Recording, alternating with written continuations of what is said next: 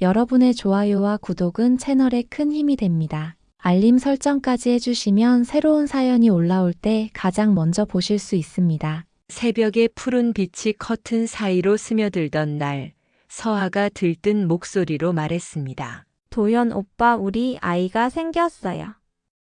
그때 강도현의 세상은 갑자기 빛으로 가득 찼죠. 건축 설계사로서의 삶에 매여 있던 그는 가족이라는 새로운 설계도를 그릴 수 있게 되었습니다. 모든 게 완벽했습니다. 아니, 완벽하다고 생각했습니다. 윤서아의 임신 소식은 주변 사람들에게도 큰 기쁨이었어요. 특히 도현의 오랜 친구인 이재훈에게는 더욱 그랬습니다. 형수님, 걱정 마세요. 제가 도현이 형 대신 옆에 있어 드릴게요.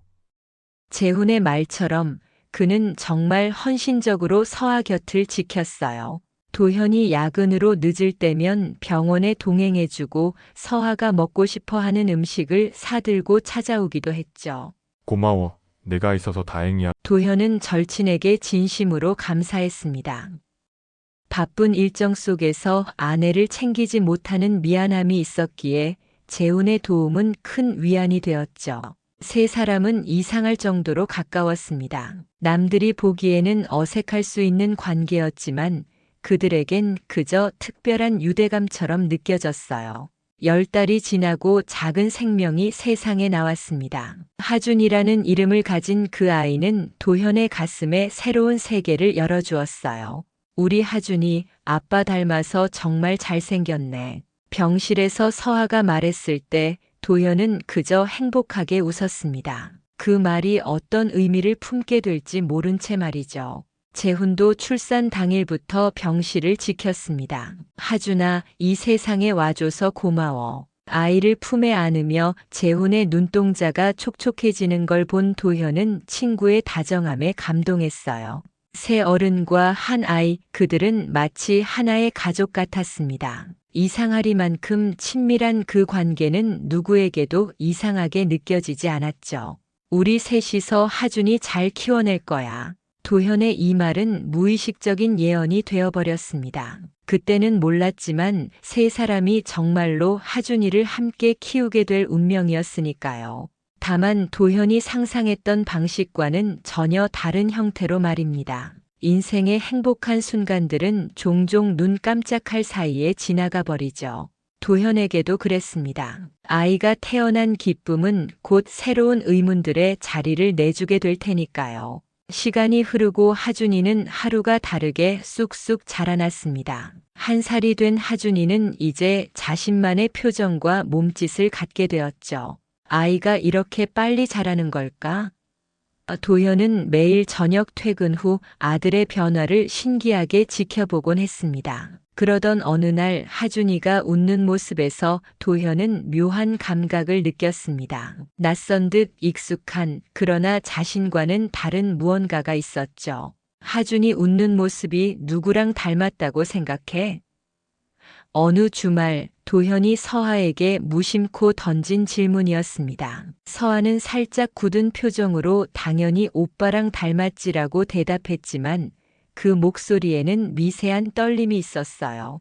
도현은 그 순간을 그냥 지나쳤습니다. 그날 저녁 재훈이 오랜만에 집에 놀러 왔을 때였어요. 하준아, 삼촌 왔다. 재훈의 목소리에 하준이는 환하게 웃으며 두 팔을 벌렸죠. 그 순간 도현은 확실히 보았습니다. 하준이의 눈매, 웃을 때 생기는 보조개, 심지어 손가락을 움직이는 작은 습관까지 모두 재훈과 닮아 있었어요. 도현의 가슴 한켠에 작은 불안이 자리 잡기 시작했습니다. 재훈아, 너 어릴 때 사진 있니?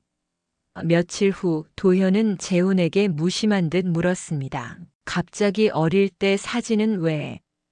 의아해하는 재훈에게 도현은 웃으며 그냥 하준이랑 우리 어릴 때 모습이 어떤지 비교해보고 싶어서라고 대답했죠. 재훈은 어색한 웃음과 함께 다음에 가져오겠다고 약속했습니다. 주말 재훈이 가져온 어린 시절 앨범을 들여다보는 도현의 손이 떨렸습니다. 3살 때의 재훈과 현재 하준이의 모습은 마치 복사본처럼 닮아 있었어요. 같은 눈매, 같은 미소, 심지어 같은 자세로 카메라를 바라보는 모습까지. 이건 우연일까? 도현의 마음속 의문은 점점 커져갔습니다. 그날 밤 도현은 자신의 어린 시절 사진도 찾아보았습니다. 정성스레 보관해둔 앨범 속에서 3살 때의 자신을 찾아냈죠. 하준이와는 전혀 닮지 않은 모습이었습니다. 도현의 동그란 얼굴과 작은 눈은 하준이의 갸름한 얼굴형과 또렷한 눈과는 사뭇 달랐어요. 불안은 점점 더 커져갔습니다. 매일 밤 도현은 하준이의 얼굴을 유심히 관찰했고 서하가 재훈에게 보내는 시선도 놓치지 않으려 했죠. 하지만 그는 자신의 의심을 부정하고 싶었습니다. 아니야, 내가 너무 예민한 거야. 아이들은 자라면서 닮은 모습이 계속 바뀌는 거야. 자신을 다독이면서도 도현의 마음속 의심의 씨앗은 조금씩 뿌리를 내리고 있었습니다. 도현의 일상은 겉으로는 평온했지만 내면은 의심의 폭풍이 휘몰아치고 있었습니다. 밤마다 그는 하준이와 재훈의 사진을 번갈아 보며 닮은 점을 찾아내곤 했죠. 단순한 우연일까? 아니면 그가 알지 못하는 진실이 있는 걸까?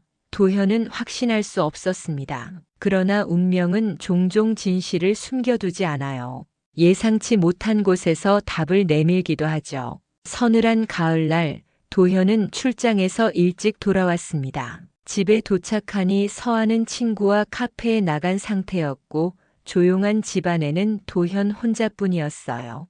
청소를 하기로 마음먹은 그는 서하의 옷장을 정리하기 시작했습니다. 오래된 겨울옷들 사이에서 먼지를 털어내던 중 손에 닿은 것은 낡은 일기장이었죠. 이건 호기심에 일기장을 펼친 도현의 눈에 들어온 날짜는 서하가 임신했던 시기였습니다. 페이지를 넘기며 도현은 점점 더 깊은 곳으로 빠져들었어요. 그리고 마침내 그 문장을 발견했죠. 오늘도 그가 있어 다행이야. 도현 오빠보다 더. 도현의 손이 떨렸습니다. 일기장을 계속 읽어내려가는 그의 눈빛은 점점 더 차가워졌어요. 일기에는 서하의 고백이 담겨 있었습니다. 도현이 바쁜 회사 일로 집을 비운 날들, 외로움에 시달리던 서하에게 재훈이 위로가 되었다는 내용이었죠. 처음에는 단순한 의지였지만 시간이 지날수록 감정이 깊어졌다는 고백도 적혀 있었습니다. 그리고 마지막 페이지에는 실수였어. 하지만 후회는 없어. 라는 문장이 눈에 들어왔어요. 도현의 세계가 무너져 내렸습니다. 온몸에서 힘이 빠지고 눈앞이 캄캄해졌죠. 그는 그 자리에 한참을 앉아 있었습니다. 얼마나 시간이 흘렀을까요? 현관문 소리가 들리고 서하가 돌아왔을 때 도현은 이미 모든 감정을 추스른 후였어요. 오빠 어쩐 일이에요? 오늘 일찍 왔네요.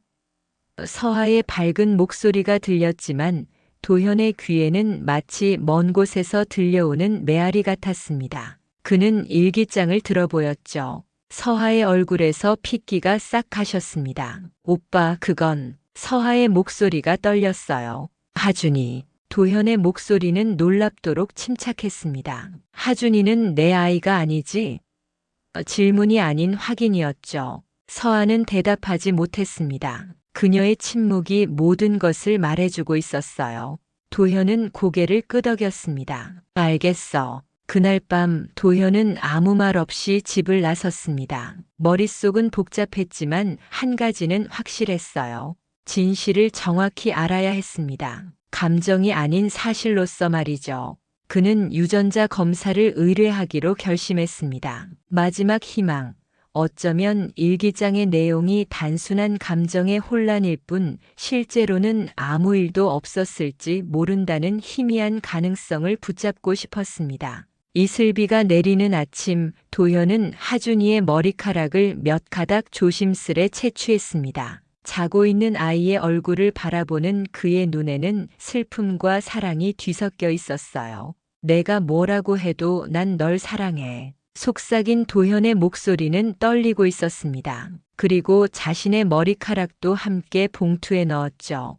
유전자 검사를 위한 준비였습니다. 검사 결과를 기다리는 일주일은 도현에게 지옥 같았어요. 일상은 계속되었지만 그의 마음은 이미 산산조각 나 있었습니다. 서하가 건네는 밥 한 술, 하준이의 웃음소리, 심지어 재훈의 문자 메시지까지 모든 것이 가시처럼 그의 가슴을 찔렀죠. 그럼에도 도현은 무던하게 일상을 살아냈습니다. 언제나처럼 감정을 드러내지 않는 사람으로 말이에요. 강도현님, 검사 결과가 나왔습니다. 전화를 받은 도현의 손이 떨렸습니다. 그는 검사 결과를 직접 확인하기 위해 연구소로 향했어요. 흰색 봉투를 받아든 순간 모든 것이 현실이 되었습니다. 봉투를 뜯기도 전에 그는 이미 알고 있었죠. 하지만 직접 눈으로 확인해야만 했습니다. 결과는 명확했습니다. 하준이와 도현 사이에는 친자 관계가 성립되지 않는다는 차가운 문장이 그를 기다리고 있었어요. 도현은 한참을 그 자리에 서 있었습니다. 비가 내리기 시작했지만 그는 우산을 펴지 않았어요. 차가운 빗물이 얼굴을 적시는 것이 오히려 위안이 되는 듯 했습니다. 그날 밤 도현은 서아를 마주했습니다. 차가운 눈빛으로 유전자 검사 결과를 내밀며 말했어요. 이건 실수가 아니었어. 선택이었지. 서아는 눈물을 흘리며 무릎을 꿇었습니다. 오빠 미안해요. 정말 미안해. 그녀의 목소리에는 후회와 절망이 가득했죠. 도현은 묻지 않았습니다. 얼마나 오래 관계가 있었는지, 어떻게 그런 일이 벌어졌는지, 그런 세부 사항은 더 이상 중요하지 않았어요. 다만 한 가지 그가 알아야 할 것은 있었습니다. 재훈이도 알고 있었니? 서하의 고개가 천천히 끄덕여졌어요. 하준이가 태어났을 때부터 도현의 가슴에 또 다른 상처가 생겼습니다. 아내의 배신도 고통스러웠지만 절친의 배신은 그 이상의 아픔이었어요. 그들이 함께 비밀을 공유하며 자신을 속여온 시간들, 셋이서 가족처럼 지냈다고 생각했던 모든 순간이 거짓으로 느껴졌습니다. 이혼하자. 도현의 목소리는 놀랍도록 담담했어요. 감정의 폭풍이 내면을 휩쓸고 있었지만 그의 표정은 평온했습니다. 마치 오래전부터 준비해온 말처럼 자연스럽게 이혼을 말했죠. 서아는 아무 말도 하지 못했습니다. 그저 눈물만 흘릴 뿐이었어요. 도현은 거실 소파에서 밤을 보냈습니다. 천장을 바라보며 그는 생각했어요. 자신의 인생이 어떻게 이렇게 되었는지, 앞으로 어떻게 살아가야 할지. 새벽이 밝아올 무렵 그는 결심했습니다. 법적으로 모든 것을 정리하기로 말이죠. 감정이 아닌 사실에 기반한 선택이었습니다. 아침 햇살이 창문을 통해 들어올 때 도현은 이미 필요한 서류들을 정리하고 있었습니다. 이혼 소송과 친자 관계 부존재 확인 소송을 동시에 진행하기로 결심한 그는 차분하게 움직였어요. 감정을 드러내지 않는 그의 모습에 서아는 더욱 괴로워했습니다. 오빠 제발 우리 대화라도. 서하의 호소에도 도현은 묵묵부답이었죠. 말보다 행동이 필요한 때였으니까요. 변호사 사무실로 향하는 길 도현의 전화기가 울렸습니다. 재훈이었죠. 도현아, 우리 만나서 얘기해야 할 것 같아. 친구의 목소리에는 간절함이 묻어 있었어요. 도현은 잠시 망설였습니다. 그리고 만남의 장소를 정했죠. 모든 것이 시작된 곳, 셋이 자주 모이던 카페였습니다. 가을 하늘이 유난히 높았던 오후 도현은 재훈을 마주했어요. 한때는 가장 신뢰했던 친구의 얼굴에서 도현은 이제 낯선 이의 모습을 보았습니다. 설명할 수 있어, 도현아. 재훈의 말에 도현은 쓴웃음을 지었어요. 설명? 뭘? 내가 내 아내와 관계를 맺고 내 아이라고 생각했던 하준이가 사실은 내 아들이라는 사실을, 아니면 너희 둘이 내 뒤에서 얼마나 웃었는지. 재훈의 얼굴이 창백해졌습니다. 그런 적 없어. 우리는. 그의 말을 자르며 도현이 말했어요. 더 이상 설명하지 마. 난 이미 모든 걸 알아. 그리고 법적으로 정리할 거야. 도현의 목소리는 차갑게 가라앉아 있었습니다. 그의 눈에는 분노보다 깊은 상실감이 담겨 있었죠. 하준이는. 재훈이 입을 열었을 때 도현의 표정이 처음으로 흔들렸습니다. 하준이는 내가 키웠어. 내 아들이라 생각했지. 도현의 목소리가 떨렸어요. 법적으로는 친자 관계가 없더라도 하준이에게 해가 가는 선택은 하지 않을 거야. 그의 말에 재훈은 고개를 숙였습니다. 카페를 나서는 도현의 등 뒤로 재훈의 목소리가 들렸습니다. 미안해, 정말 미안해. 하지만 도현은 돌아보지 않았어요. 돌아보면 무너질 것 같았기 때문입니다. 그렇게 우정의 끈이 완전히 끊어졌죠. 이혼 소송은 생각보다 빠르게 진행되었습니다. 서하가 모든 사실을 인정했기 때문이었어요. 법정에서 서하는 도현을 똑바로 바라보며 말했습니다. 제 잘못입니다. 모든 책임을 지겠습니다. 다만 하준이만은 지켜주세요. 그녀의 간절한 호소에 도현은 아무 말도 하지 않았어요.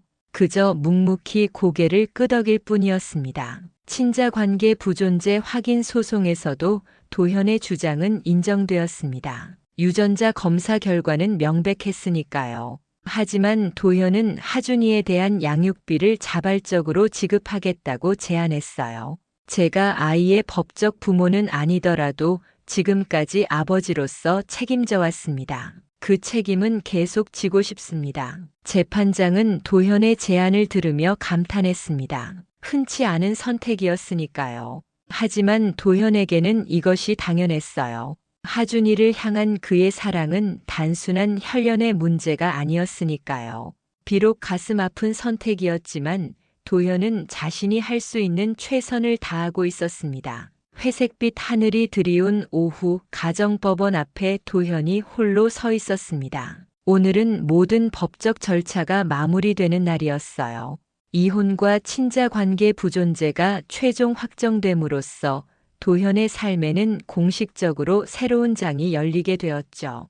판사의 망치 소리가 법정에 울려 퍼질 때 도현은 자신의 심장이 한번 크게 뛰는 것을 느꼈습니다. 법원을 나서는 도현의 발걸음은 무거웠어요. 한 번도 돌아보지 않고 주차장으로 향했습니다. 그의 손에는 법원에서 받은 서류가 꼭 쥐어져 있었죠. 이제 그는 공식적으로 미혼이며 하준이와는 아무런 법적 관계가 없는 사람이 되었습니다. 그러나 마음만큼은 여전히 하준이의 아버지로 남아 있었어요. 차에 오른 도현은 한참을 움직이지 못했습니다. 핸들을 잡은 손이 떨렸죠. 이제 어디로 가야 할까요? 몇 달 전부터 그는 새 아파트로 이사해 혼자 살고 있었습니다. 그곳은 아직 집이라 부르기 어려운 공간이었어요.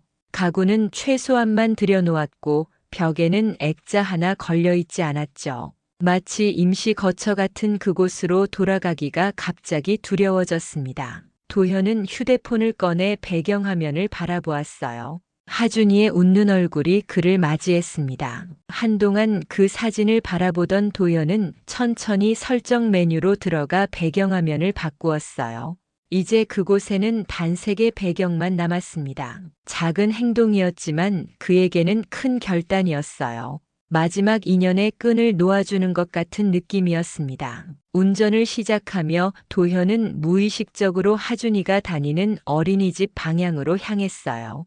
오늘이 하준이를 마지막으로 보는 날이 될 것이라는 생각이 들었습니다. 어쩌면 멀리서라도 그저 아이의 모습을 한 번 더 보고 싶었죠. 그러나 어린이집 근처에 도착했을 때 도현은 차를 세웠다가 다시 출발했습니다. 이렇게 몰래 아이를 지켜보는 것이 옳은 일인지 확신할 수 없었어요. 집으로 돌아온 도현은 텅 빈 냉장고를 바라보았습니다. 음식을 사야겠다는 생각도 들었지만 입맛이 없었어요. 그는 소파에 몸을 던지듯 앉아 천장을 바라보았습니다. 그때 휴대폰이 울렸어요. 서하였습니다. 잠시 망설이다 전화를 받은 도현은 서하의 떨리는 목소리를 들었습니다. 오빠, 하준이가 오빠를 찾아요. 만나게 해줄 수 있을까요? 서하의 말에 도현의 가슴이 아팠습니다. 하지만 그는 이미 결심한 바가 있었어요. 지금은 안 될 것 같아. 하준이에게는 새아빠가 필요할 거야. 말을 마친 도현의 눈에서 눈물이 흘러내렸습니다. 전화를 끊은 후 그는 오랜만에 소리내어 울었어요. 밤이 깊어갈수록 도현의 마음은 더욱 무거워졌습니다. 그동안 억눌러왔던 감정들이 한꺼번에 밀려왔어요. 분노, 배신감, 상실감, 그리고 깊은 슬픔까지. 하지만 그 모든 감정 속에서도 도연은 하나의 진실을 깨달았습니다. 하준이가 자신의 아이가 아니라는 사실보다 사랑했던 두 사람을 모두 잃었다는 현실이 더 아팠어요. 봄바람이 살랑이는 아침, 도연은 회사로 향하는 발걸음을 옮겼습니다. 이혼 후 6달, 그는 이제 새로운 일상에 적응해 가고 있었어요. 일에 더욱 몰두하며 자신만의 방식으로 상처를 치유하고 있었죠. 건축 설계 분야에서 그의 명성은 더욱 높아졌고 최근에는 대형 프로젝트를 맡아 바쁜 나날을 보내고 있었습니다. 점심시간, 도연은 혼자 인근 공원으로 산책을 나갔어요. 벚꽃이 만개한 공원은 가족들로 북적였습니다. 아이들의 웃음소리가 도현의 귀에 들어왔죠. 문득 하준이가 그리워졌습니다. 지금쯤 많이 컸을 텐데 어떤 모습일까? 생각에 잠겨 걷던 도현은 멀리서 들려오는 익숙한 목소리에 걸음을 멈췄어요. 아빠, 여기 봐요. 작지만 또렷한 목소리였습니다. 도현은 자신도 모르게 소리가 나는 방향으로 고개를 돌렸어요. 그리고 그곳에서 하준이를 발견했습니다. 2살 반이 된 하준이는 더 많이 자라 있었어요. 하준이는 재훈에게 달려가며 환하게 웃고 있었습니다. 잘했어, 우리 하준이.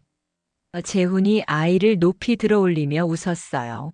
그 옆에는 서하가 서 있었습니다. 그녀의 얼굴은 평온해 보였어요. 서하와 재훈은 손을 맞잡고 하준이와 함께 걷고 있었습니다. 그들은 마치 완벽한 가족처럼 보였어요. 도현은 그 모습을 멀리서 지켜보았습니다. 가슴이 아팠지만 동시에 이상한 평화로움도 느껴졌어요. 도현은 천천히 뒤로 물러나 나무 뒤에 숨었습니다. 하준이가 자신을 알아볼까 두려웠어요. 아이에게 혼란을 주고 싶지 않았죠. 나무 뒤에서 도현은 계속해서 그들을 지켜보았습니다. 하준이가 재훈의 어깨에 올라타 까르르 웃는 모습, 서하가 그 둘을 바라보며 미소 짓는 모습이 눈에 들어왔어요. 그 순간 도현은 깨달았습니다. 자신이 느끼는 감정은 단순한 질투나 분노가 아니었어요. 그것은 더 복잡하고 미묘한 감정이었습니다. 그들이 행복해 보인다는 사실에 가슴이 아프면서도 한편으로는 그 행복을 지켜주고 싶다는 마음도 있었어요. 가장 사랑했던 사람들이 행복한 모습을 보는 것은 고통스러웠지만 그들의 불행을 바라지는 않았습니다. 눈물이 도현의 뺨을 타고 흘러내렸어요. 그는 재빨리 눈물을 닦았습니다. 긴 숨을 들이마신 도현은 마지막으로 한 번 더 하준이를 바라보았어요. 잘 자라거라 하준아. 그의 입술이 무음으로 움직였습니다. 아무도 듣지 못할 작은 축복이었어요. 회사로 돌아가는 길, 도현의 발걸음은 무거웠습니다. 하지만 그의 어깨에서는 어떤 짐이 내려진 것 같은 느낌도 들었어요. 오늘 본 광경은 고통스러웠지만 동시에 그에게 앞으로 나아갈 힘을 주었습니다. 서하와 재훈 그리고 하준이는 이제 자신의 과거가 되었고 도현은 자신만의 미래를 향해 나아가야 했죠. 사무실로 돌아온 도현은 책상에 앉아 새 프로젝트 도면을 펼쳤습니다. 일에 집중하려 했지만 머릿속에서는 계속해서 공원에서 본 장면이 반복되었어요. 하준이의 웃음소리가 귓가에 맴돌았습니다. 도현은 창밖을 바라보며 생각했어요. 어쩌면 언젠가는 이 아픔도 희미해질지 모르겠다고 말입니다. 가을이 깊어가는 저녁, 도현은 집으로 돌아가는 길에 발걸음을 멈추었습니다. 문득 가던 길을 바꿔 한적한 강변 공원으로 향했어요. 이혼 후 1년이 지난 지금 도현의 삶은 겉보기에는 안정을 찾아가고 있었습니다. 큰 프로젝트를 성공적으로 마무리했고 최근에는 해외 지사 설립에 관한 제안도 받았죠. 하지만 그의 내면은 여전히 완전히 치유되지 않은 상태였어요. 강변에 앉아 물결을 바라보던 도현은 주머니에서 작은 종이 한 장을 꺼냈습니다. 하준이가 어린이집에서 그렸다는 그림이었어요. 서하가 몇 달 전 우편으로 보내온 것이었죠. 하준이가 계속 오빠 생각을 해요. 이건 하준이가 예전 아빠를 그렸다고 하네요. 편지에 적힌 서하의 글귀가 생각났습니다. 그림 속에는 세 사람이 손을 잡고 있었어요. 서툴지만 진심이 담긴 아이의 그림이었습니다. 도현은 그림을 바라보며 미소 지었습니다. 하준이가 자신을 기억하고 있다는 사실이 가슴 아프면서도 따뜻했어요. 처음에는 하준이의 삶에서 완전히 사라지는 것이 아이를 위한 일이라 생각했습니다. 하지만 이제는 다른 생각이 들었어요. 어쩌면 예전 아빠로서 하준이의 인생에 작은 자리라도 차지하는 것이 더 나을지도 모른다는 생각이 들었습니다. 강가에 앉아 생각에 잠겨 있던 도현은 문득 휴대폰을 꺼내 서아에게 문자를 보냈어요. 하준이는 잘 지내? 가끔 만나도 될까? 간단한 문장이었지만 그에게는 큰 용기가 필요한 일이었습니다. 얼마 지나지 않아 서하의 답장이 왔어요. 하준이가 정말 좋아할 거예요. 언제든 환영해요. 도현은 깊은 숨을 내쉬었습니다. 이것이 옳은 결정인지는 알 수 없었지만 적어도 자신의 마음은 조금 가벼워진 것 같았어요. 강변의 저녁 하늘을 바라보며 그는 생각했습니다. 인생은 때로 예상치 못한 방향으로 흘러가지만 그 안에서도 자신만의 의미를 찾을 수 있다는 것을요. 다음 주말 도현은 약속대로 하준이를 만났습니다. 작은 놀이공원에서 셋은 어색하게 만났어요. 하준이는 처음에는 수줍어했지만 금세 예전 아빠를 기억해냈습니다. 아저씨, 그네 태워주세요. 하준이의 천진난만한 요청에 도현은 가슴이 따뜻해졌어요. 서하와 재훈은 조금 떨어진 곳에서 그들을 지켜보았습니다. 놀이가 끝나고 헤어질 시간, 하준이는 도현에게 작은 선물을 건넸어요. 아저씨 주려고 그렸어요. 크레파스로 그린 그림이었습니다. 세 사람이 웃고 있는 그림 옆에 네 번째 사람이 추가되어 있었어요. 도현은 말없이 하준이를 안아주었습니다. 아이의 순수한 마음이 그의 상처를 조금씩 치유해주는 것 같았어요. 집으로 돌아오는 길, 도현은 처음으로 긴 시간 동안 웃음을 잃지 않았습니다. 삶은 계속되고 있었고 그는 이제 조금씩 앞으로 나아가고 있었어요. 상처는 여전히 있었지만 그 상처도 이제 자신의 일부로 받아들일 수 있게 되었습니다. 도현은 생각했어요. 가장 큰 아픔은 그들을 잃은 것이 아니라 그들이 행복해지는 모습을 바라보는 순간 자신의 마음이 그것을 부러워했다는 사실이었다고요. 집에 도착한 도현은 하준이의 그림을 책상 위에 조심스럽게 올려놓았습니다. 그리고 곧 보게 될 해외 지사 프로젝트 계획을 검토하기 시작했어요. 새로운 시작을 앞둔 그의 얼굴에는 오랜만에 평온한 미소가 번졌습니다. 창밖으로 보이는 밤하늘의 별을 바라보며 도현은 하준이의 이름을 한 번 더 중얼거렸어요. 이제 그는 과거에 묶여 있지 않고 현재를 살아가는 법을 배우고 있었습니다. 아픔을 통해 성장한 그는 더 이상 완벽한 행복을 꿈꾸지 않았어요. 대신 불완전하지만 진실된 감정으로 세상을 바라보게 되었습니다. 사랑은 때로 깊은 상처를 남기지만 그 상처를 통해 우리는 더 깊은 이해에 도달할 수 있다는 것을 도현은 이제 알고 있었어요. 그리고 그것이 바로 삶이 우리에게 가르쳐주는 가장 귀중한 교훈인지도 모릅니다.